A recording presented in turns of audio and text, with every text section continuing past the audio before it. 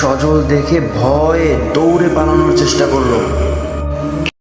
দুই বন্ধু সজল আর সজীব, তারা থাকতো দক্ষিণ সানারপাড়, কিন্তু প্রতিদিন রাতে তারা বন্ধুদের সাথে আড্ডা দিতে যেত পশ্চিম সানারপাড়ে।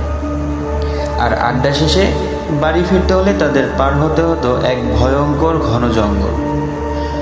প্রতিদিনের মতো সেদিনও তারা জঙ্গলের ভিতর দিয়ে বাড়ি ফিরছিল। ফেরার পথে সজীব সজলের সাথে প্রচণ্ড রাগারাগি করছিল, কারণ সেদিনও সজলের জন্যই দেরি হয়ে গিয়েছিল। তারপরেও কথা বলতে বলতে তারা হাঁটতে হাঁটতে গ্রামের উদ্দেশ্যে রওনা দিল।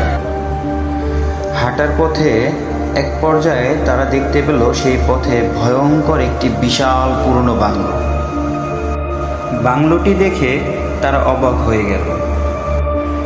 সজীব বলল, দোস্ত, আমরা কি আজ ভুল পথে চলে এলাম? সজল বলল, আরে না, রাস্তা তো ঠিকই আছে। সজীব বলল, তাহলে এই পথে তো এই বাংলোটি আগে কখনো দেখিনি। বাংলোটা দেখতে ছিল অদ্ভুত ভয়ঙ্কর। চারদিকে নীরবতা, ভাঙা জানালা আর কালো অন্ধকারে চাঁদনি রাতের আলো।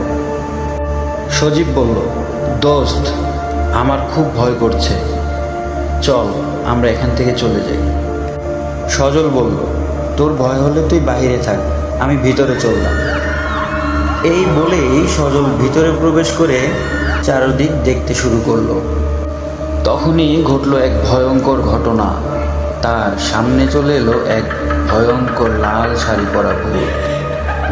সজল দেখে ভয়ে দৌড়ে পালানোর চেষ্টা করলো, কিন্তু সে পারল না নিজেকে বাঁচাতে। ভূতটি বল্লম দিয়ে সজলকে একের পর এক আঘাত করতে লাগলো। সজলের কি হয়েছিল জানতে চাইলে কমেন্ট করো, এবং ভিডিওটি ভালো লাগলে একটি লাইক দিয়ে চ্যানেলটি সাবস্ক্রাইব করে রাখো।